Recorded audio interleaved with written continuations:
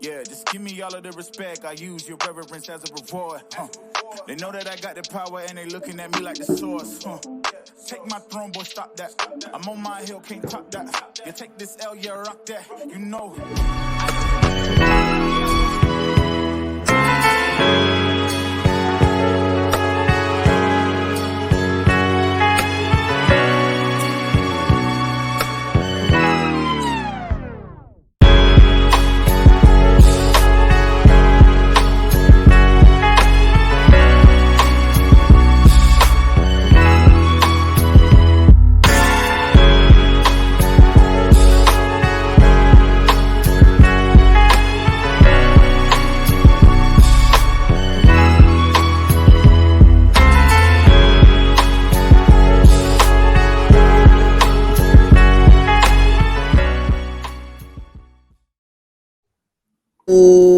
What it do, Knick Nation? What it do, Knick Nation? What it do? KOD Nation, stand up.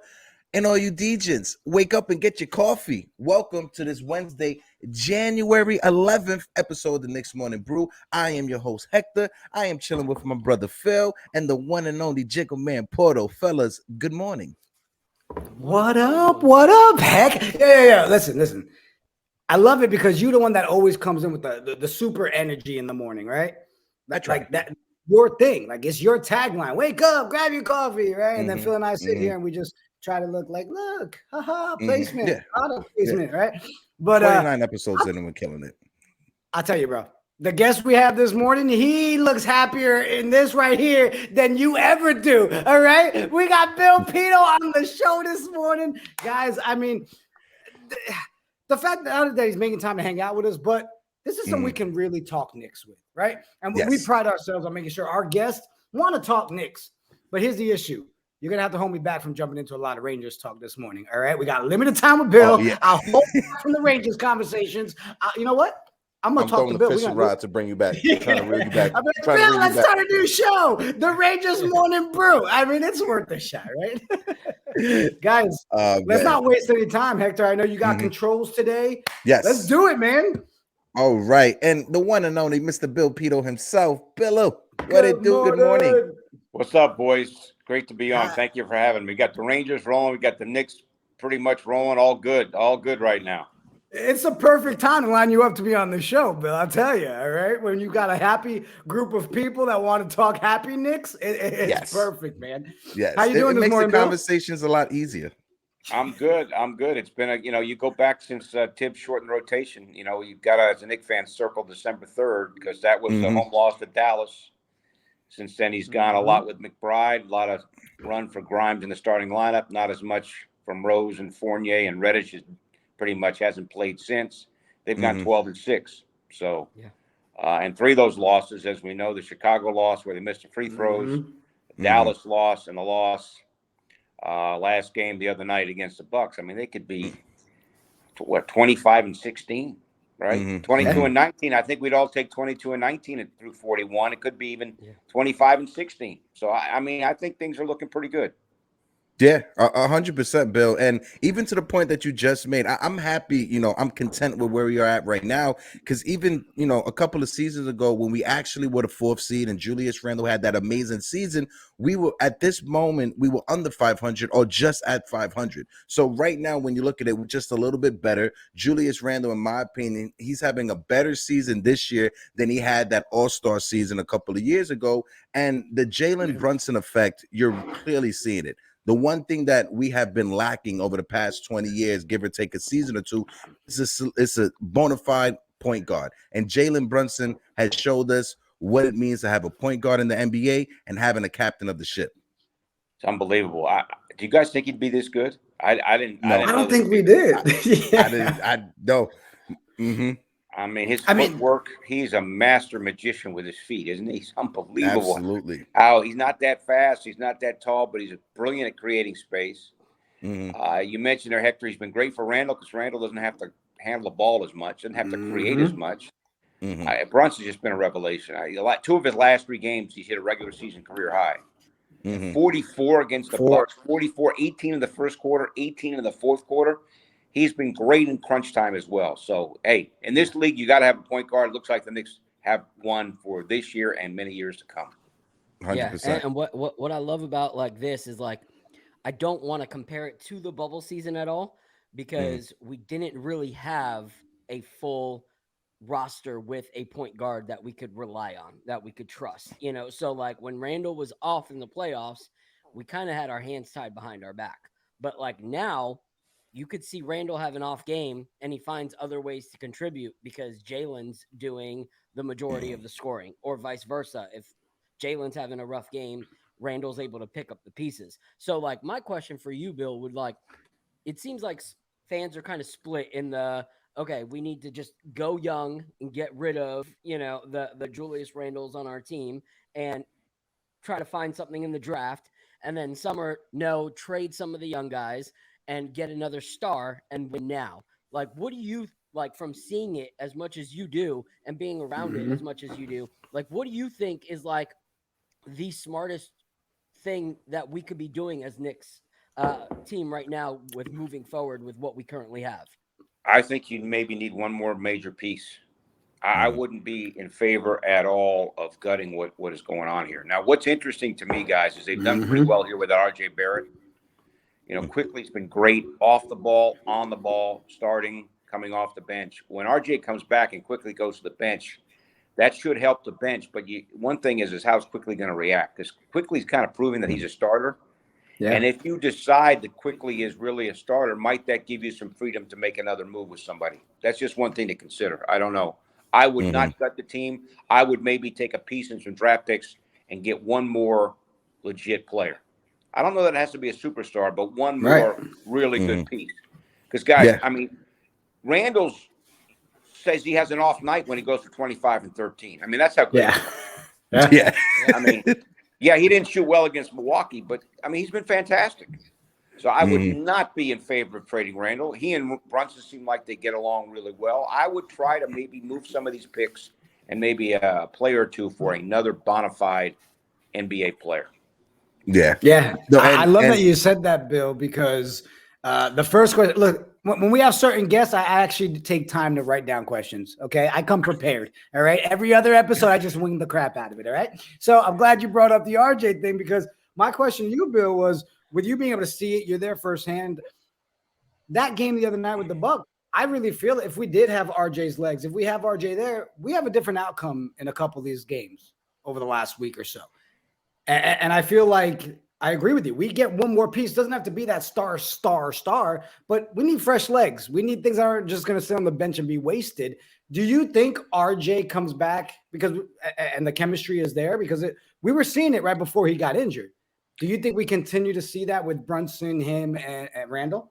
Yeah, and also it moves quickly to the bench. The bench right now, guys, is not producing well enough offensively. Yep. And you know, Sims, Hartenstein, Fournier, you know, D Rose has been in and out. I think moving quickly to the bench gives him more lineup balance.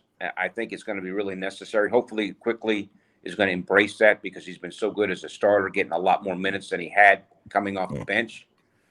I don't know about, you know, the other night Tibbs went with Obi and not Sims, which I thought was interesting. But I think one thing here is that the bench the other night, the Bucks bench killed the Knicks bench, and the Knicks bench was such a strength here earlier in the year and last year.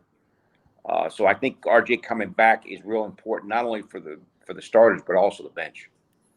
Yeah, and it's important because you bring up RJ coming back, right? That moves quickly to the second unit, right? Allowing him to be in control of that second unit. But at the same time, RJ Barrett, he's also thrived being in there with the second unit, right? So having both RJ back in the starting lineup, being able to be with the second unit when it's time to be with the second unit, and having IQ, who has stepped up tremendously, right? I know I'm trying to find like the silver lining when it comes to these last 4 games, not having RJ or even Jalen at the beginning of it, who was out for some hip, soreness.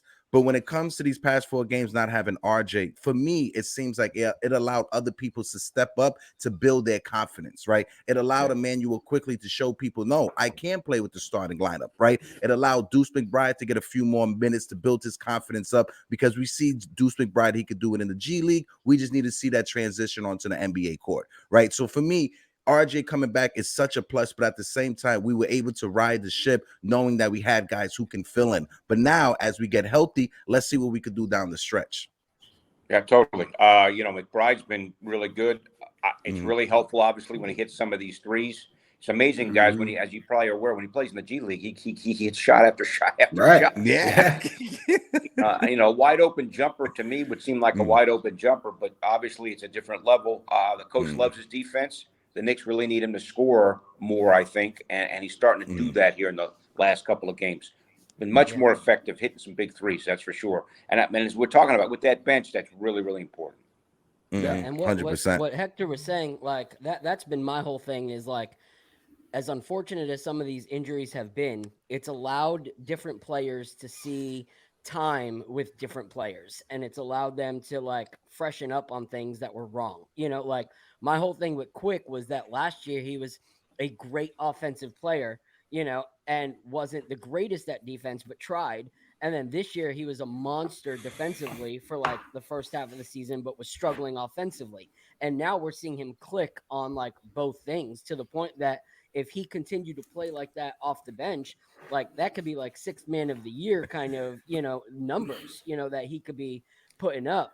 But my only question and kind of fear with everybody starting to come back now is, what does that really look like for Tibbs adjusting? Like that's always been my hard thing, is like, I see Tibbs make a change that works really well, but then if it starts to not work so well, it takes a while for a new adjustment to kind of happen. So like, will he adjust to getting these players still the minutes that they earned while certain players were gone, and it actually be something that is great for us? Or do these players go back to like very little minutes and very little like chemistry together, because of who's back in the game? Like, what do you think about like the adjustments that'll need to be made and the coaching staff? All right, so let's go over this. You got RJ coming back soon, maybe tonight. I don't know. I don't know about tonight, but soon. All right, so that's going to move quickly to the second unit. We know that Tibbs is most comfortable with 9 players. So it's going to be Quick, Hartenstein, Obi, and where are we going? Rose, Fournier, Sims. It seems like it's not going to be Sims because he didn't play when Obi came back. The question is, who's your 9th guy? Fournier or Rose? Yeah, and I think that has yet to be determined. Yeah. Now, Fournier can give you some shooting off the bench, but obviously he doesn't play the D that the coach prefers. Yeah. So I think the one thing that Tibbs really is sold on is playing 9 guys. So again, it's going to be definitely Quick, Hartenstein, and it looks like Obi. And then it's a question of Rose or Fournier. Yeah. I don't know. What do you guys think? Well, go ahead, Celso. I'll let you go. Yeah, I mean, we keep seeing him using Fournier, right? And again, we know when Fournier comes in, we're taking away from our defensive side of the ball. We see it time and time again, right? That, like, to me, that's a dead conversation, right? We already know it. When Fournier comes in, you're lacking defense, but if he's in that sniper mode and he's hitting a 3, great. I feel like, especially the last 2 times we've seen him come in the game. Did I forget McBride? Yeah. McBride. Oh, yeah. But let's go McBride. We got to do this again. Let's go again, Bill. Let's start over. Quick, McBride, Hartenstein, Obi. That's it. For me,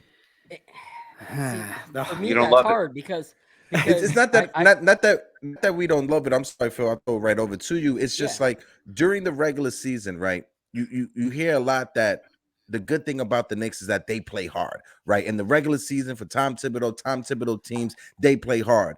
But when it comes to the playoffs, every other team decides to turn it up and start playing hard, right? So during the regular season, a 9-man rotation, that's what you lean on in the playoffs. In the regular season, I think that we need at least one more fixture in there just to take some minutes, just so when it comes time to the playoffs, we aren't tired and worn out. Yeah. Well, he doesn't go with 10. He doesn't like going with 10. I know. You know, we saw that early in the season, and then after the Dallas game that weekend, December 30th, said, "The heck with it, we're going with 9." And it messes with my ADHD because I love even numbers, and I have to have even numbers. Go ahead, Phil. So we'll see, guys, but I think it's McBride, Obi, Hartenstein, and Quick. And I think for me, I don't necessarily so much like dislike the 9-man rotation, except when you start to see that your players are pretty gassed, especially in like a back-to-back, and that it takes effect. I think for me, the hard part is that I have not seen Hartenstein be the player that was sold to us or that we all kind of hoped that he would come and be. And I feel like those kind of minutes when he's in there is always an opportunity for the other team to kind of catch up or go ahead. Like, I don't feel like that spot is well used. You know, I would much rather see, you know, Sims developing than Hartenstein, who's gotten a ton of minutes and has not showed us any promise, you know? So that's me personally, is not wanting to see Hartenstein get those minutes. And I know that him and Tibbs are like, they're guys, you know, like that's one of his guys. I believe he's CAA also. But like, I just personally don't feel like he deserves that 9 slot. And for a coach that's always talking about deserving and earning your position, I feel like that one's kind of gifted and not earned. Well, that's interesting. I mean, I think Hartenstein, when he's playing well, gives him more versatility on offense as compared to Sims. Mm-hmm. But Sims has been and when Sims plays, he's good on D and good on the boards. He's just not that tall. That, you know, he's only like 6'9", 6'10", right? So that's interesting. Maybe I think though with Obi back, it's not going to be Sims and Hartenstein together, but maybe it could be Sims going forward instead of Hartenstein. It wasn't the other night. And I don't know if it has to do with the dynamics of the fact that they just signed Hartenstein. Sims is obviously younger and not paid as much. But you bring up a very interesting point. We'll have to see how that plays out. Yeah, I mean, Phil, you know I'm right there with you, right? Anytime I can see Sims come into the game, sign me up. And if it's taken away from Hart, I'm okay with that. Because when that kid jumps, man, that kid is jumping over the rim. He's jumping over the backboard. Like, I want to see more Sims time. So, Bill, I know we've got short limit time today. So before you go, I got a little mini questions for you, all right? Like, this is where the serious questions come out, all right? All right, go for it. All right, guys, stand by. We're going to go rapid fire here with Bill. Bill, question number 1. The team you like to watch the Knicks go up against that you actually get to sit in the garden and watch, what team is it?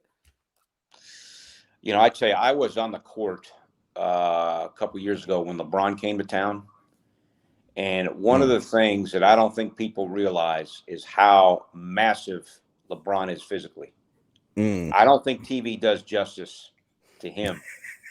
Guys, he is a 6'9" Adonis. I mean, the guy, and you can see up close. Like, it's one thing when some of these guys, and I'm not around these guys all the time, but I was just struck by. So when these superstars come to town, when a LeBron comes to town, when a Steph Curry comes to town, and we know that Curry set the 3-point mark last year at the Garden, it just adds a whole dynamic when the superstar comes to New York. So I would say anytime a big-time guy comes in, and, you know, the other night against Milwaukee was electric too. I can imagine. Yeah. Okay. Yeah. I will say I agree with the LeBron thing. I have seen Space Jam 2, and he made Bugs Bunny look really small. Question number 2, Bill. Favorite Knicks player all time? Clyde. Nice. You know, I don't know how far you guys go back, but for those that are watching and unaware, back in the era where they were winning championships, Clyde was more than just a basketball player. I mean, Clyde was transcendent to the point that my mom loved Clyde, and my mom doesn't know the difference between a jumper and a lay-in. You know what I mean? and that's what made Clyde in that era so special, is that they were more than just basketball players. My mom used to say, I love Clyde because he never seems to sweat.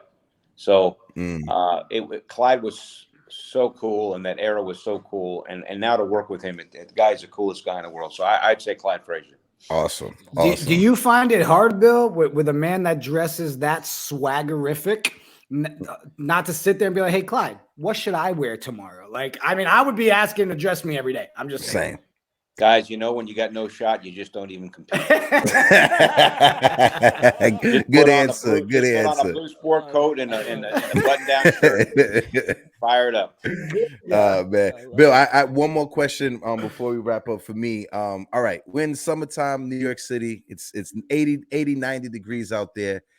We're in Rutgers Park, right? Han and Wally, who's winning on one-on-one? Well, Wally. Or have you seen it already? Wally was an NBA All-Star and Han played D3, so I think that's a very short conversation. All right, and my last question, going into tonight's game, do you think we get that W and start the win streak again, or do you think that this might be a hard one for us? I don't know about you guys. To be honest, I'm a little concerned. Since the Knicks beat the Pacers in December, Indiana's 8-2. Got a lot of pieces. That Mathurin off the bench, Halliburton, Turner, Heald, Neesmith. Gonna be tough. I think tonight's a tough game. And then you got the Wizards, and then you got Detroit. So, hey, you get tonight, you can win the next three, including tonight, right? True. Yeah. These games are important. I know it's only game 42, guys. You look at the standings, though. Knicks and Pacers are right there for sixth, and we all know that you got to be in the top six, being much preferable to being in that play-in, because that play-in 100%. is a minefield for sure. Yeah, definitely. Yeah. Awesome. Well, Bill, thank you so much for taking time to hang out with us this morning and answer these lovely questions and jumping into some Knicks talk with us. And, man, big day for us here on the network. So thank you for making the time. And we look forward 100%. to hearing you tonight, and all of us here sweating and screaming at the screen the entire night. So. Join the crowd, man. It's cardiac kids watching this group. Thank you, guys. It was my pleasure. It's nice to meet you, and thank you for having me on. Oh, definitely, Bill. Okay, bye, boys. Bill. Later. And, guys, before we dip out, we'll be right back. Check out to our man, Jay Boogie, the one and only. I think we see Willis coming out. There he comes right now. 6'10" from Grambling. The captain of the Knicks, the most valuable player of the NBA. Tried and true, we the Knicks. New York, New York. Orange and blue, tried and true, we the Knicks. New York. We still some Knickerbockers. Whole world shockers, all eyes on us. Coming in like Willis Reed. Y'all gonna see all eyes on us. New York, New York. New York. New York, New York. New York. New York, New York. All eyes on us, all eyes on us. Coming in like Willis Reed. Y'all gonna see all eyes on us. We still some Knickerbockers.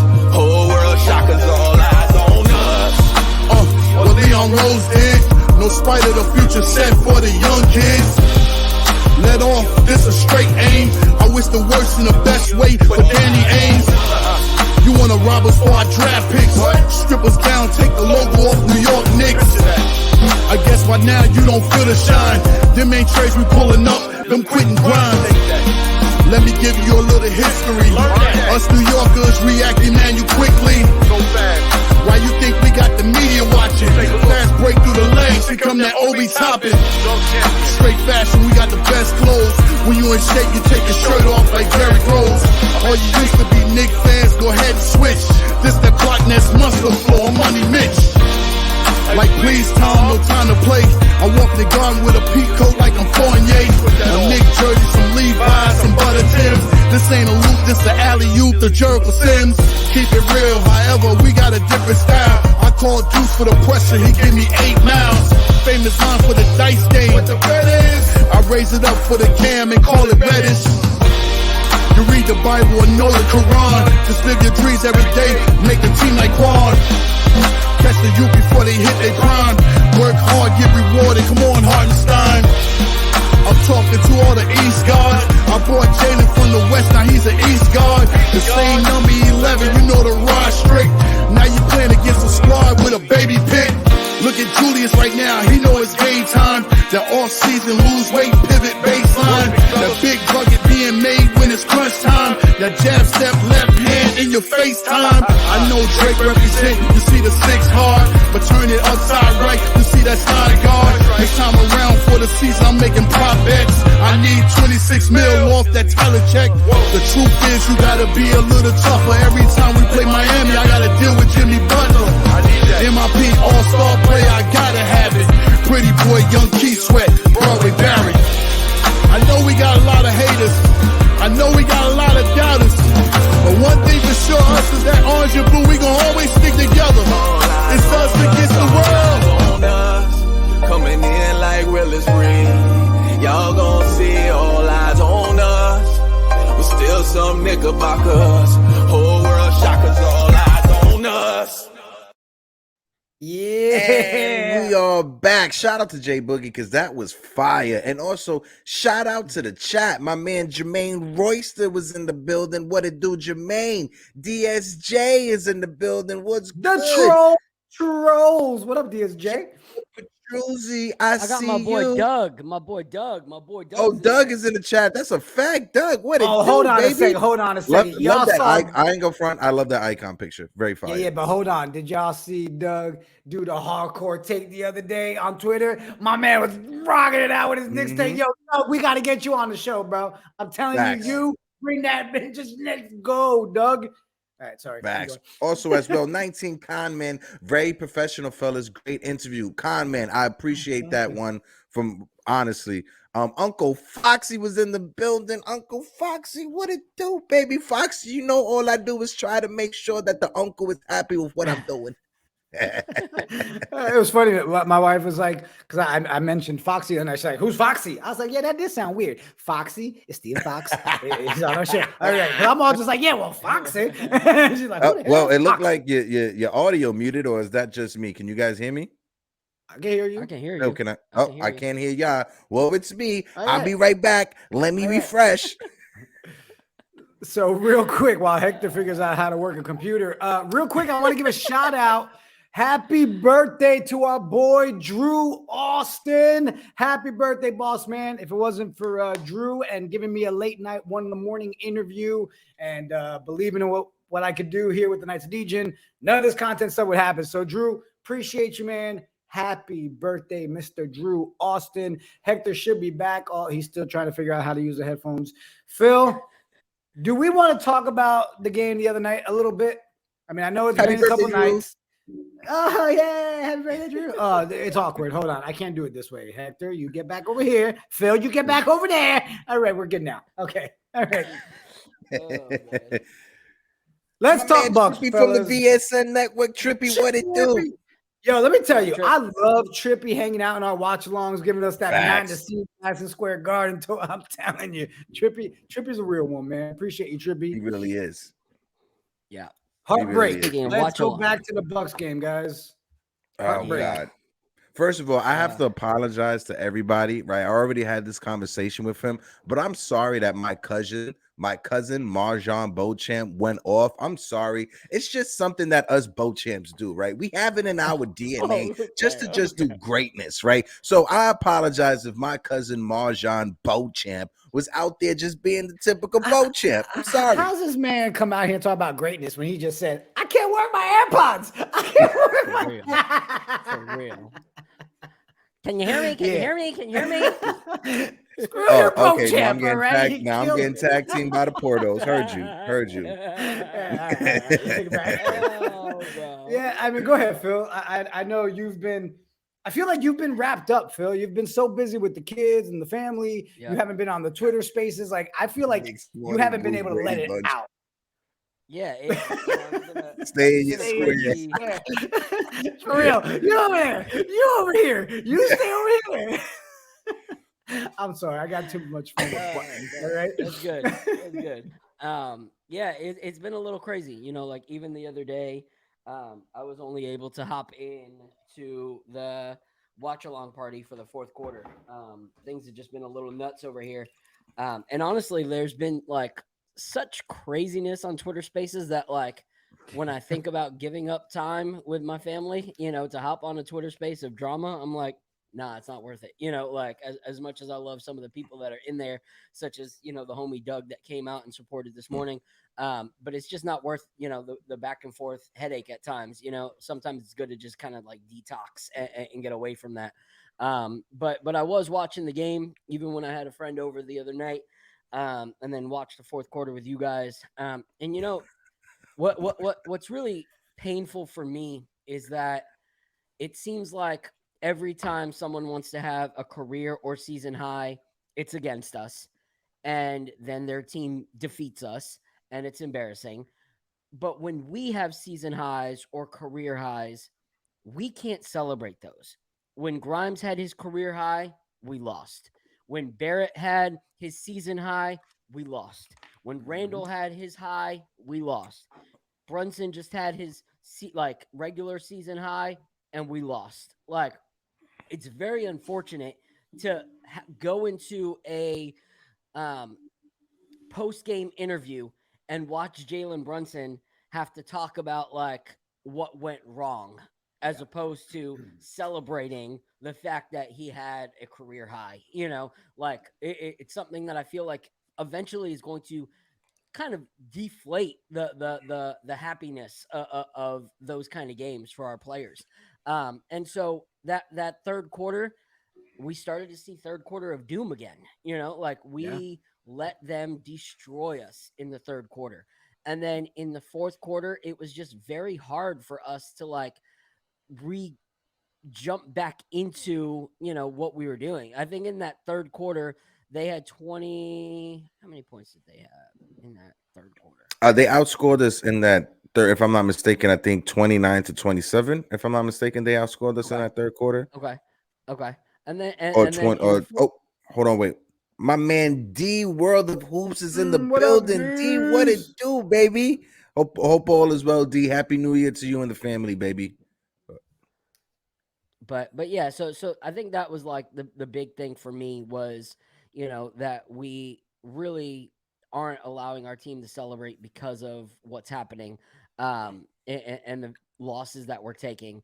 And I just want better for our guys. I personally blame Tibbs for those final minutes. I got to give credit. He's doing pretty decent in certain scenarios. But like I said earlier, his lack of being able to see that something needs to change. Like, I don't know who it was, but someone said something really, really smart the other day about the game. He was talking about we did well in our defense the other night against the Raptors. It looked well. We kind of played well there. But they are players that move around a lot. So our jumping out and running at them kind of works because that's the way that they play. But we played a team that's all spot up, top-notch three-point shooters. And even if they weren't hitting them early, you can never let a team like that out of your grips. And the fact that we were playing that same style of defense of trying to chase them after, we weren't ever in the right places to stop those three-pointers at the end of the game. And Grimes plays hard defense and typically can go around a pick. And you're not going around or through Giannis. That's just not happening. That's a brick wall that's there. So Mitch should have been jumping out at those. People should have been helping. And that last few minutes of the fourth quarter, we really dropped the ball. To me, it's just little mental mistakes and us trying to figure out how to close games. But before I continue, I know I already shouted him out, but shout out to my man D World of Hoops. Guys, if you guys are watching us and if you aren't followed to my man D World of Hoops, what are you doing? Please support my man. He does real good Knick content when it comes to breaking down film, when it comes to looking the game beyond the game, or the stats beyond the stats. My man D, he has that lockdown. So shout out to my man D. I've known him, I want to say, over this past year in the Knicks content creator space, and he is a phenomenal human being, and he's an awesome basketball guy. D, hopefully on Friday when we have our open panel, you're able to jump up on the panel with us. I would love to get your insight, D, on certain things. But like I said, make sure you guys follow my man D and everything that he's doing over there at D World of Hoops. Go ahead, Jigga. Yeah, I mean, to bounce off of what you're saying, Phil, there's so much we can point out from that loss the other night, right? We can harp on the fact that we were up 17 and we blew it, right? We can look at all that stuff. but you know how I am. I like to sit there, especially when we're doing these watch alongs now, where I'm able to talk with you guys and people in the chat, like right when it's happening, right? And not let it build up and forget when I get into a Twitter space. Because I'll tell you, when I get to the Twitter spaces, it's like me going to the McDonald's drive-thru. I'm confident I'm getting a Big Mac. The minute that lady talks and she's like, "Can I take your order?" I'm like, and I walk away with chicken nuggets. I don't know. I freeze. I do this. You gotta love the nuggies, bro. Don't be hating on nuggies. You know that's my favorite. It just kills me because I talked about it with you guys, right? Right off the gate, that first quarter, we were missing shots like crazy. But so were the Bucks, right? So could you imagine if we would have capitalized even in that time? To me, that 17-point lead could have been way higher. But guys, when we're shooting the way we're shooting, our defense is playing the way it was that night. It was brutal, right? But am I crazy for still having a little bit of happiness on the fact that we competed again with so many question marks on our team, so many things we need to resolve, so many pieces that aren't being used? Am I crazy for having a little bit of excitement leaving that game? Like, yo, we held it down, and JB, come on with that 44. Like, I left that game feeling good. I'm sorry. You're not looking too much into it, right? Because when we had Bill on a little while ago, he brought it up. We could actually look to probably 5 or 10 games this season that could have went our way. At least 90% for sure, 5 of them. or 6. For sure, at, 5. At least right? 5. So we could put it at 6. Let's just, for the safe number, let's just use the number 6, right? The number 6. But wait, hold on. That's the Hector safe number. As long as it's even. But even with that number 6, right? The 6 games that we could point to, it came down to us missing free throws. It came down to us not being able to close it out in the fourth quarter. Those are games that we have to win. And as the season goes on, I feel that this team is learning to play with each other, right? Jalen Brunson said it in the post-game interview after the last loss. My man D, you already know 100%.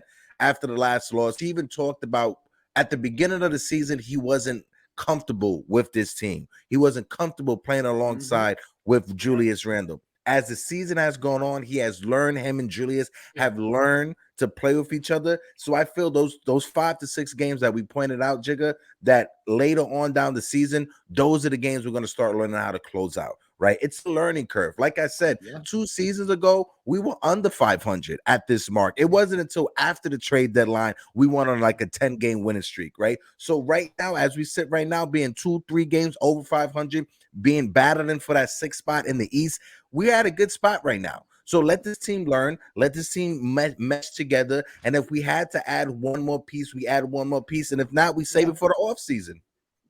So real quick, because I'm ready to harp in on that one. I saw Phil, he did the eyebrow thing too. Ooh, he came, the rock eyebrow came out, so he ready to talk. It's because I did the 6. Yo, chat, you see the question at the bottom? We weren't planning on doing one, but we want to ask you guys, should we do a watch along tonight? So again, for those of you that haven't checked in with us, playback. It's great. We all get to go in. You log in with your TV subscription, whatever way you watch your Knicks games now, and we all get to actually watch the game together, hang out like we do on Twitter Spaces. You want to come up and talk with or without a camera, you can. There's a chat box. So let us know in the chat. Are you down to hang out tonight? If so, we've been talking about we might actually do a little Knicks Pacers watch along tonight. So let us know in the chat if that's something you're interested in, and we'll whoop it up. But Phil, go ahead. Pick it up where he was, man. Yeah, like there's definitely good things to see about that. Like I'm happy that we contended. Like what I ended in that. I hate you guys. What I. Oh, Chris Joseph, I'll be in the garden tonight. Congrats, for me. Bro. Whoa. Well, Chris, do me a favor, Chris. I know for a fact you know how to use the watch along. So feel free to log in if we do it and give us that courtside view. All right, Chris, we'll tap him in. Go ahead, Phil. Yeah, look, even 19 Con, Chris sending us that live feed. Exactly. That's a fact, Con man. Eric Wallace, I appreciate EY, my man EY, subbing to my man D World of Hoops. Appreciate you, EY. Connections, yay! Sorry, go ahead, Phil. Yeah. So, like I said before that game, if we were within 8, I would be happy, because we didn't have RJ, and they are a team that knows how to win. They are a championship team, and Giannis is an elite talent. Like when you look at it, people talk about superstars. They have two superstars straight up in Drew Holiday and Giannis. Like they have two superstars, and we were able to contend with them. Like we were able to go blow for blow with them until that last minute of the game. And so I'm happy for that. The two things that I wish would be different. I wish Hartenstein wasn't out there. Like you really cannot stand that, man.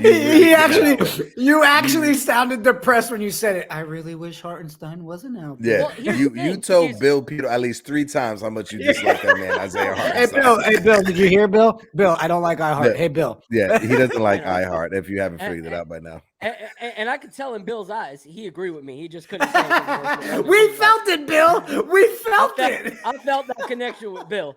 That's my homie now. The problem with me is that when we talked about getting Hartenstein, I was excited because like I saw what he could have been at the Clippers, and I thought that we would bring that out of him even better. But we have completely played him in the complete opposite way that he was pitched to us. He was going to be a 3-and-D kind of player. He was going to be able to space the floor. He was going to be able to do this, do that. He doesn't do any of those things. We have not seen an actual 3-pointer come from this dude like in how long? And when he does shoot them, it looks like he's never shot a 3-pointer in his life. And I'm just like, holy crap. Like we sold a Porzingis to us, and then we got a Hartenstein. And he's talking about you. Stop being doo-doo. All right. So having him in as long as we did.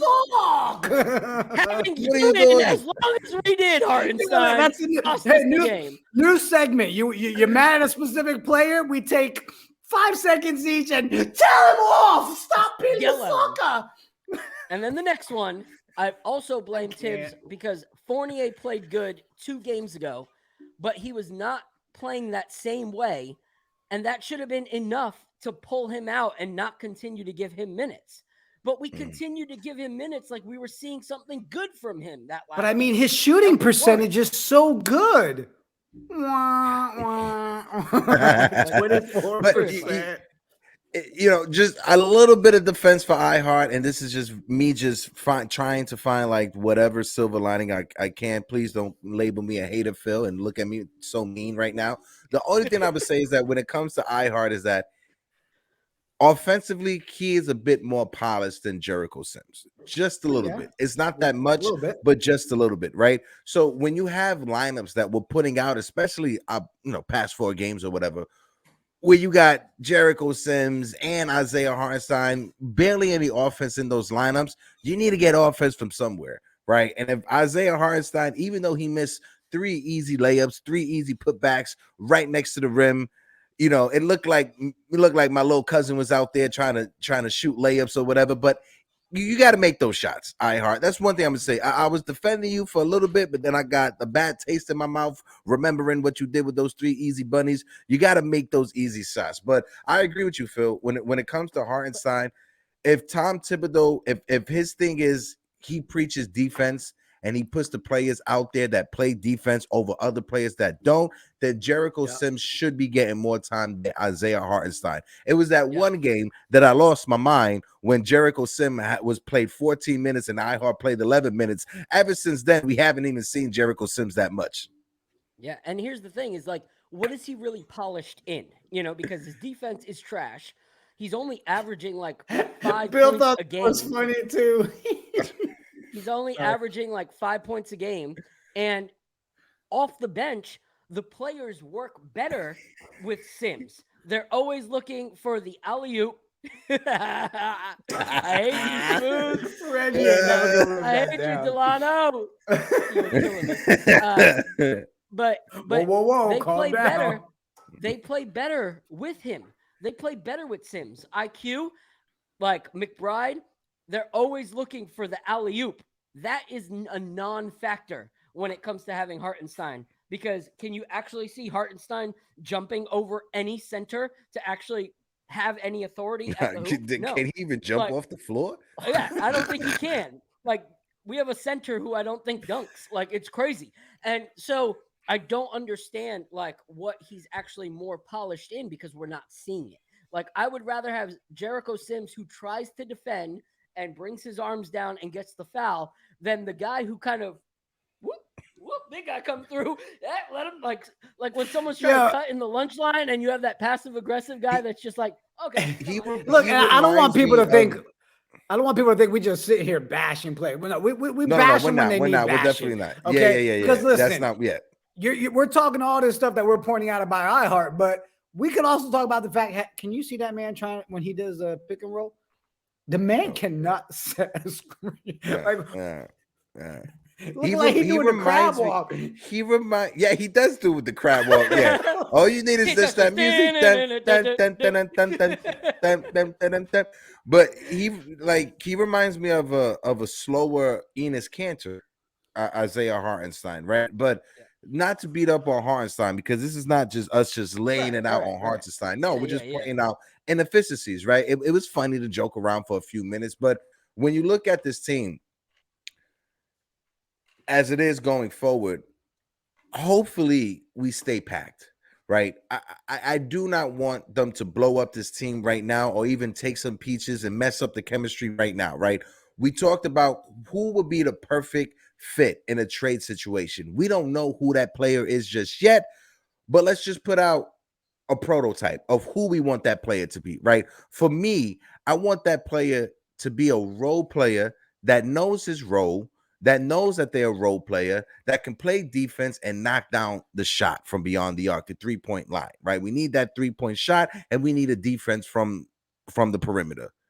The perfect trade candidate for me, for the Knicks to go after, if this team decides to blow it up, and if you look at everything, everything points to them blowing it up, the perfect player for this roster will be Mikal Bridges. Mikal Bridges, that's what we need. It moves RJ back to the shooting guard position. It gives us a defender on our team that would easily come on our squad and be the number one defender on our team.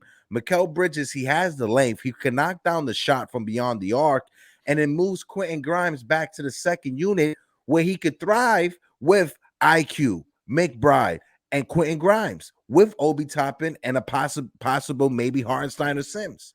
So for me, the perfect piece for us to go after will be Mikal Bridges, but that's only if the Phoenix Suns decide to blow it up. What about you, Jigga? Who do you think would be a good fit? I really want to trade for this guy and have him play on our team. Actually, we might not even have to trade for him. His name's Obi Toppin. Okay. Yeah. Again, guys, I'm not on the, we can sit here, we talk trades, we can talk, let's go get this guy, let's go get that. I'm tired of hearing the Levine conversation. Like, okay, great. Hey, good news. If there's somebody available, the article will be out tomorrow that the Knicks are involved. Okay, so we can talk about that stuff all day long. But I see a guy who came back the other night. He looked like an excited little puppy when you let him out of the crate for the first time, right? Where they're doing that tail wag and they really don't know where they're supposed to go and they just run into all right, that was Obi. Okay, let's be real. Obi looked like so excited, like you just let him out. Swear jar already? You know what? It's because I'm talking about Obi. You had to cut me off. So I'm going to finish my Obi take because I know somebody in the chat who will agree. What up, Doug? This is our moment, Doug. It's Obi time, okay? It's Obi time. Listen, again, I just want to see some Obi minutes, man.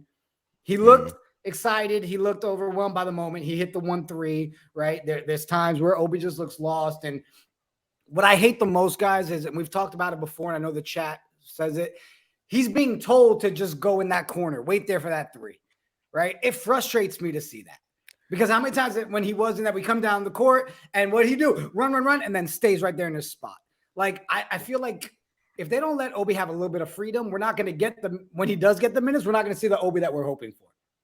So I feel like if they'll let him unleash a little bit and give me some more Sims time, that's the conversations I'm down to have, not the trade for Levine and all those guys. Yeah. You bring up about Obi, and hold on, because DSJ's in the chat. He said, heck, you better give me credit for that conversation. DSJ and I literally was on the phone last night at like 10, 11 o'clock at night having this conversation. So shout out to my bro DSJ. But no. Wait. Before you give your take, Hector, when you have conversations with DSJ in real life on the phone, does he take a pause like every 5 minutes and just troll you on the conversation? He definitely does. Okay, I just picture conversation with him and being real in depth, and then he's like, "But then Lex Luthor ran in and sold Amazon." He's always trying to try out his jokes with me. He's like, "You think Phil would laugh with this? Do you think Jigga will laugh if I say this?" But he's always trying his joke out with me. Shout out to my boy GSJ. But no, to the point that you just made about Obi, right, Jigga? When it comes to Obi Toppin, the reason why Obi Toppin has been relegated to that role that you just mentioned, just standing on the corner to shoot the three, for the first 2 months of the season, he was literally our best 3-point shooter, right? For the first 2 months of the season, he was the only one that could stretch the offense. He was the only one that could stretch the floor, make it easier for the guards to drive through the paint and get to the rim, right? So when it comes to Obi's, what you just said about Obi, I agree with you 100%. That's not Obi's fault. Hell, that's not even Tom Thibodeau's fault. That's the front office not getting the players that you need, right? Not getting the personnel that you need to make sure that Obi is not just stuck in the corner shooting a three, that he's able to cut the lane, that he's able to drive into dunking and do what we know that Obi could do. Right, Phil? I'm not being a hater this time. No, you're not being a hater. But here's my problem. You guys know that when it comes to Obi is probably obviously Brunson's there now. But since Obi's been brought in, Obi is my favorite Knick. I really believe in Obi. And when you say it's not coach's fault because he was our best 3-point shooter, I think it is coach's fault. Sorry. Oh god. First of all, guys, wait. Hold on, Phil. I'm gonna let you finish your take, but chat, let's be respectful. It's Ines Freedom. Okay, he's no longer Cantor and his T-Rex arms. Go ahead, Phil. All right. What up, Smooth? I see Smooth in the building now. D, later, baby. Have a great day, D. But yeah, so here's my thing is I'm probably the biggest Obi supporter. I believe in Obi. Obi's my favorite player on the team. Not for what he's already done, but what I believe he can do. But I do blame it on coaching because yes, he was efficiently our best 3-point shooter. I'm dead. Tibbs is the next version. I'm dead. Not Mrs. Trench. Not Miss Trench. Welcome, Smooth, to the chat. Smooth, what it do, bro? I am weak. That right there hit differently. Sorry, Phil. Go. I ain't ever gonna get through this. So my problem with that whole thing is that I really think that Obi, that should be a strength that he was bringing out the 3-pointer, because we always say that we want players that are completely well-rounded, not players that are just one thing. They can do this well, but that's it. We have a lot of players that can do that well, Randall does this well. The fact that Obi brought on that 3-point shooting, we should have been like, oh crap, Obi's a great 3-point shooter, but we don't need to just keep him out there, because we can keep the defense guessing on what he's going to do, because he's still going out there and killing it in all the other aspects of his game. We should have been using his athleticism and his 3-point shooting, not one or the other. So I'm hoping he comes back, he gets those 20 plus minutes, and he's able to do both of those, because the Obi that played the Bucks last time, when he was dribbling past people and posterizing them, alongside of the Obi Toppin who can shoot a 3, makes our bench that much more of a versatile team.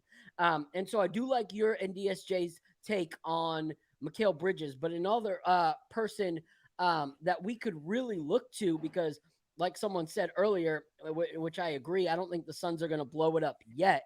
But we could also take a look at Harrison Barnes for the same kind of player. And the same kind of stats. And I think that the Kings would be a little more willing to do a deal right now than the Suns would.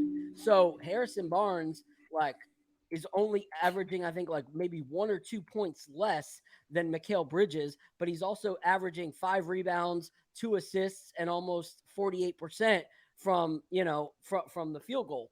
And so to bring him on, actually have a strong small forward that we can then bring RJ back up to the 2, which is where he can facilitate a little more alongside Brunson, and then let Grimes be the star off of our bench. could make us that big of a team, and we don't have to trade away the ship to get this superstar that people are talking about. So I would look into something like that, like a Barnes trade. Yeah, you know what? I didn't think of Harrison Barnes Barnes. is a solid player. I've always been a fan of Harrison Barnes. The fact because he could play both small forward and in pinches he could be the power forward as well. So when it comes to Harrison Barnes, I've always been a fan of Harrison Barnes.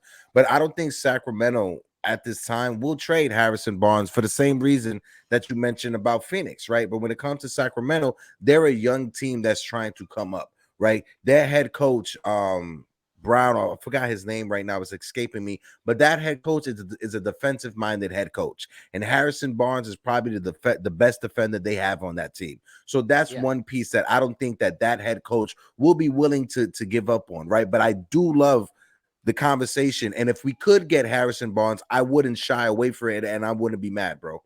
Yeah, but like you said, they are playing well, but they are going the full Mike Brown. Thank you, Foxy. Like they are trying to build young players. So we do have a 100%, ton of picks. yeah. We do have a ton of picks. So if we think that he could be a player that really fits, that's what I would say, Doug, would be like picks. Like picks What would be about our appeal? What about, and this was only brought up just because of the luxury tax, and this team is well over the luxury tax threshold. The Golden State Warriors and Andrew Wiggins, right? Andrew Wiggins may get traded because of the luxury tax implications and them being over the luxury tax. Jordan Poole just got the bag, right? You got Steph, you got Clay, you got Draymond all making money. So Andrew Wiggins, would that be a piece? I love Andrew Wiggins for his defense, and I feel Andrew Wiggins is the perfect player to slide in behind Jalen and Julius, knowing that he's not going to be the alpha. He's not asked to be the alpha. He's not asked to be the number one. He's asked to be that role player. Coming from a championship organization like the Golden State Warriors, coming from that mindset, that philosophy that's over there, coming over here to New York, I think he would be good for the culture over here with the Knicks. Yeah. I think that would be a killer. Like if they have to trade, I know there's also been talks about them trading possibly Wiseman to get, him out there too. But I think it's a development issue with a development issue with Wiseman. Wiseman needs to be on the team. He'll be perfect on Houston. He'll be perfect on one of these teams that where he's able just to work out his errors, work out his flaws on the NBA court instead of going back and forth to the G League. Go ahead, bro. Wiggins was injured, right, for a while now this season? For this season, yeah, he missed a few games. Well, I shouldn't say a few games. He missed quite a few games so far this season. Okay. Yeah. Well, again, I mean, I know you're talking about the luxury tax. I also know they, trying to edge back into the game because he had missed a lot of time. Yeah. Again, I leave the trade talks to you guys. All right. I just sit here to make fun of them. So, Jonathan said, "What could the Knicks?" He said, "What could the Knicks get if they trade Evan Fournier?" Phil, what do you think they could get if they trade Evan Fournier? Probably a 20-piece McNugget meal. I was gonna say the same thing. Yo, 19 concept fries in the drink. Everybody's on the same page, bro. Hey. Yo, with Phil's chicken nuggets and Con Man's fries and drink, we getting a combo back for Fournier. How you doing? How you doing? But anyway, to your point on Wiggins, what I love about that, and I think that's spot on, Heck, is that his numbers, even though he's like an all-star and has been, his numbers aren't at a point that someone would expect him to come in and try to be that number one, because that's not where he's at. That's not his contributing factor up until this point. So he could actually come in and fit that position perfectly where he's not trying to outshine the guys that are already there. And he can do what he does at Golden State and be that third and fourth option at times and still make the team that much better. So I think that would be dope for sure. Yeah. The only thing when it comes to him is that he did sign an extension, right? So 2023 to 2024 next year, he'll be making $24 million. The following season, 26. The following season, 28. The following season, his last year of the contract, 30 mil. So that's how his contract breaks up over the next 4 seasons if we were to go that route. Yeah. Real quick, guys. What up? We got SK in the chat. The Smoking Nick. What up, what my it guy? do, my guy? Salute, salute, On salute. Friday panel. So I did the SK. Yeah, staple. 19 Con wants to make it clear, not the 20-piece. He said the 6-piece nuggets. Yeah, that's a little bit steep. That's a little bit too Come much. on, man. Come on. Don't be too mean to Frenchie. Yo, all right? but Doug said it extra too, $2. man. Those trade opportunities, they're gonna ask for OB or IQ, right? Mm-hmm. They definitely would. Yeah, but They definitely would. I like IQ a lot, but I like would this as give well. up IQ, and I would give up IQ and Cam and picks for one of those guys because IQ is going to be great. But I feel like if we're going for something in the next few years with what we have, we need someone a little more polished, and I feel like Wiggins would be that. Like, I think Gary Trent is great, but we wouldn't have to give up the shit for Gary Trent. Yeah, I would say both Gary Trent and Josh Hart. Those are two players that they fit perfect for what we need. Guys that aren't number one and number two options, that are role players that know how to play their role and know what they do good on an NBA court. Gary Trent and both Josh Hart, they're both 3-and-D defenders, right? They could shoot the ball, and Gary Trent, when he's asked upon it, he could be a number one defender on the team. He was asked that when he was on Portland, and that kind of weirded at him a little bit. But going to Toronto allowed Gary Trent just to be a scorer and worry about his defense. Secondly, I would definitely look at Gary Trent and Josh Hart. Yeah. So answer this. This is the scary part. Okay. I can't find the tweet, but someone posted this morning that apparently there's talks for a Collins trade. Okay. I don't want Collins. But Collins who? From the Hawks. You there? Yeah, I'm not doing that trade. That was me saying I'm not doing that trade. No. That was what I said. I don't want that trade. The thing that's scary is that they are saying because of recent trades, they are now asking for almost similar kind of trades to the Gobert and Mitchell trade. Somebody needs to be drug tested. The trade market is now so jacked because of those trades that every coach is aiming for those kind of trades. So that's the scary part moving forward, is that if coaches are really thinking that that's the new norm, it's going to be hard to move good players. Like, it's going to be hard. I'm going to ask you a question. How does that work out? How does that Goldberg trade work out for the Minnesota Timberwolves? I'm going to just sit back and just wait till somebody answers it. No. Trash. No way. No way, Jose. Yep. And I know I was joking or whatever about the drug test and anything like that, but honestly, if the Knicks make that type of move, trade all those assets for Zach Collins, he's a phenomenal player. He's awesome. John Collins, I mean. He's an awesome player. Phenomenal player. He ain't worth what they gave up for Rudy Gobert. Rudy Gobert is not even worth what they gave up for Rudy Gobert. How about that one? Yo, Smooth said, I'd rather trade for Miss Trench, pulls chocolate cake and a side of Pepsi than trade for Collins. You know what? Nothing. That chocolate cake in Matilda, it looks kind of good. I like that chocolate cake from Matilda. It looked pretty good. It looked pretty good. So, guys, I want to switch it up real quick if it's cool with you guys. First, I dropped the link. We agreed. We were talking backstage. You guys don't see us typing to each other, but we are definitely going to do it. We're dropping the watch along tonight. There's the link.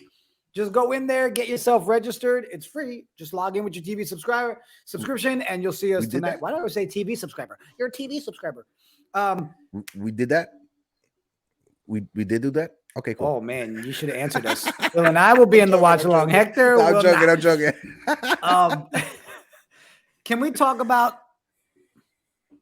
Julius Randle? Not talking about the crap that people still for some reason talking about. Let's trade this man. That conversation is not even gonna be had on this show, period. But can we talk about Julius Randle defense? Yes. Bro. How I think that was the one game all season that I can sit there and say this man played defense and was locking it down. What are your thoughts, Hector? Man, I said it in the group chat. When Julius Randle, when he's engaged defensively, he's a monster. The size that he has down low, the strength that he has down low, right? When it comes to bullying the opposing team, when he's doing that on the defensive side of the game, it's a totally different Julius Randle, right?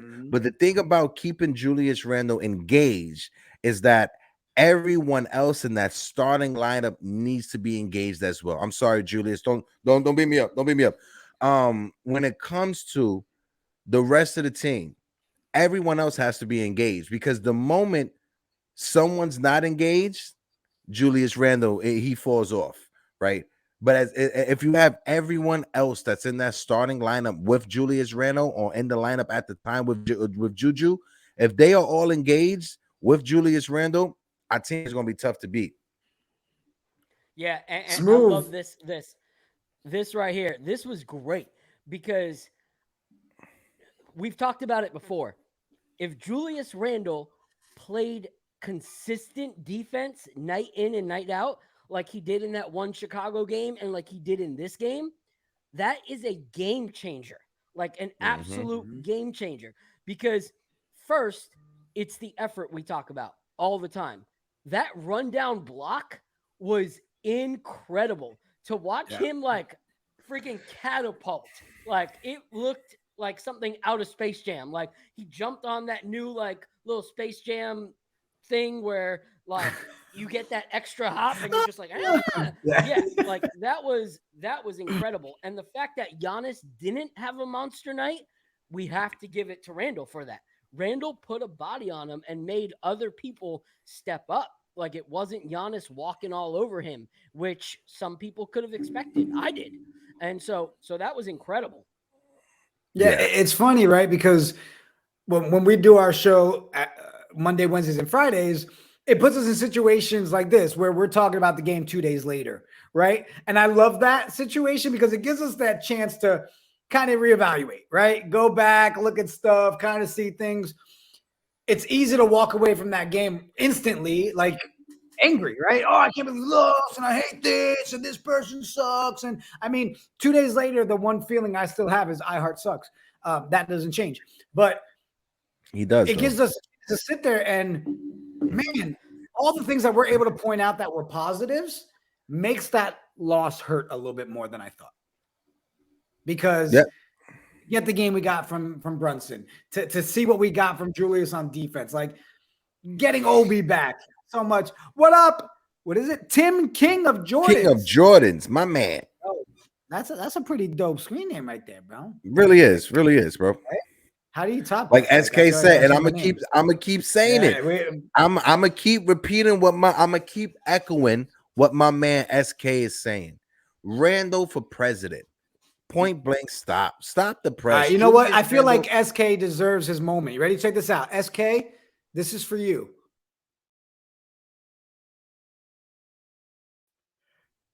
There it is. You have problems. You have problems, bro. Like you really do have problems. But no, honestly, I said it. I said it. The season Julius Randle is having this season is better than what he had when he was an all-star. And Julius Randle, when it comes to getting vote copy, I understand they're not going to win the popular vote when it comes to the popularity contest in the NBA. But if the coaches do not vote in at least one of them, at least Julius Randle, we have an issue. Hopefully they can both make it from the coaches, but at least Julius has to make it. Shout out to my man Bones in the building. Bones, what it Bones, baby? Right? Exactly. I like what he said. But with a smile. Exactly. Right? Like, still, it hurts. Yeah, it sucks to lose, but there was just a lot of positives from that game. But it doesn't lessen the blow. You know what I mean? Like, it still sucks, especially when you have 17-point leads and stuff. Let's jump into tonight's game, guys. I know we're doing the watch along. We always like to talk about it when we get to the watch along. Again, the link's there for you guys in the chat. Hit it up, join us. Let's hang out tonight, have a good time during the game. Let's start with you, Phil. I mean, what are we thinking about this Pacers game tonight, bro? All right. So I honestly, I know that they've been playing well. Like, they really have been playing well. And I think Halliburton's got some things that he wants to prove tonight. So I think that's going to be our big challenge, is making sure that we shut him down. You know, we need to shut down Halliburton tonight if we want to walk away with a W. I'm hoping we get RJ back. I don't know if we will, but it would be nice to have him back. The last 2 games we played the Pacers, we've won. So I think they want to prove something. They definitely want to prove something tonight. So I think we win this one. I really do. I think we come with a little bit of the same energy that we had last game. And I think just watching our post-game interviews and hearing the way that they took the loss as something to learn from Jalen and Randall, I think we get this one. I really do. I think we show up tonight. I think if RJ comes back, I think he does enough to contribute. And I think that we look well with a W at the end of tonight. Go ahead, Heck. What you think? Same. As long as we it's going to be hard tonight, right? Because this is the team that we're battling for position in the conference, right? So keys to the game. Oh, smooth. Love that. Keys to the game, right on point. Keys to the game is knocking down your free throws, right? Yeah. Limiting your turnovers, right? And making sure not shooting 26% from 3. That as well. But also not giving them extra opportunities, right? Not allowing them to get to the free throw line to slow down the game, to take time off the clock and knock down easy opportunities. So let's just play a clean game, right? Fix up our mistakes from the last game that we lost, right? If we get a double-digit lead, hold on to that league, and hopefully we come out of this with a dub. Yeah. And I think that's huge what Smooth said. Yeah, the 3-point defense, right? Mm-hmm. I mean, we've talked about it, right? And we saw it again with that Bucks game. Teams are realizing a couple extra passes around the perimeter, the Knicks run all over the place, someone's going to be open. I think it was I think we had this conversation 2 weeks ago where that perimeter defense was picking up, right? Not just the 8-game winning streak, like even in some of our losses, we were seeing it pick up. It was in shambles the other night. So I'm hoping that was just an off situation. But I think tonight, man, threes, Doug said in the chat, threes are going to be flying, right? So we're going to need that defense today. Yeah, we can't go into this kind of thinking the same way we did perimeter defense against the Bucks. Like the Bucks were not shooting well. And that was a huge thing that honestly kept our lead the way it was that they weren't shooting at the efficiency that they normally do. So we need to make sure that we are not clogging up the paint. Like we need to let Mitch be Mitch in the paint, and we need to actually hold our own because they have a team that even on their bench, they have people that are going to shoot threes all night. And if we do what we've done before and we play that drop coverage the whole time, we are going to get lit up. So that's huge. And like someone said earlier, the assists, the fact that we had 16 assists for the whole game when typically we have players that walk away with 10 assists in a game, like that was sad. And we're not going to be able to pull that tonight and get away with it. So, yeah. I think it's going to be a good game. All right, let me rephrase that. I'm hoping it's a good game, right? Yeah. You guys, we talk about all the time. I don't go into it with, we're going to win, we're going to lose. I'm just hoping to see something, right?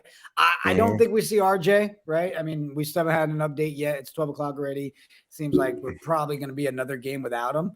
And even if he did, the updates normally come out 2 o'clock, 3 o'clock. One thing about a morning show is that we're on the show. We come on before any of the updates. So normally with coffee? Around 2 o'clock. You remember last time? It was like a week or so ago, right when we ended the show, we got an update. So probably with that, that's why we're a little bit 12 minutes over because we were hoping something would break. But probably within the next hour or so, we'll get some news. And if you guys are following Knicks, New York Knicks, NYK Knicks Brew on Twitter, you'll be able to get the update with us as soon as we get it. Facts, guys, man. Really excited about tonight. Big shout out to Bill Pidto. Thank you so much, Bill, for coming through and hanging out with us, answering our questions. A great conversation. Look forward to having you back on the show. This Friday, our open panel, of course, on Fridays, but we got some guests with us this Friday. We got a little Cash and Smooth action with us this Friday. before the panel. They're going to be here with us, chopping it up, talking Knicks, open panel Friday. Again, guys, the link, I'll throw it in the chat one more time. Please feel free to come hang out with us tonight in the watch along. Just if you're going to watch the Knicks anyways, watch it with your boys and let's have a good time. Man, just excited for what's to come. Appreciate everybody in the chat for coming through today. You guys got anything before we go, Phil, Hector? Honestly, last night I saw the Christmas Story movie, the remake that came out, and I recommend everybody to watch it because it's a little tearjerker, right? I'm not gonna lie, I was able to cry. I was able to cry in that movie. I was able to cry this week watch too. The Christmas Story. Yeah. Well, that happens every time he's on the court, but yeah. No, it's been an awesome episode of the Knicks Morning Brew. Like you said, Bill Pidto, appreciate you coming through. Everybody who was in the chat, if you're watching this, hit those likes for your boys. And if you aren't subscribed, hit that subscribe button. But this has been another episode of the Knicks Morning Brew. Phil, I take us out. I call you bastard. Yeah, so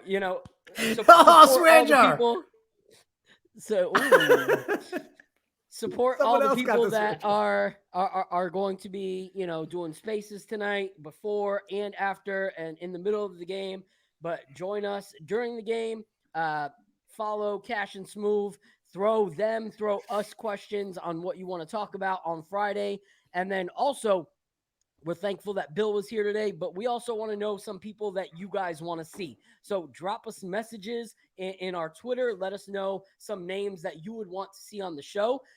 Because right now, the clouds are aligning and, they're saying yes. So we're going to keep shooting for people you guys want to see. So thank you guys so much. We appreciate you guys. Look forward to connecting with you guys tonight during the watch along. Grab a drink, grab some food, and let's just chill. Let's chat Knicks tonight. And as always, thank you guys so much. We appreciate you. Peace.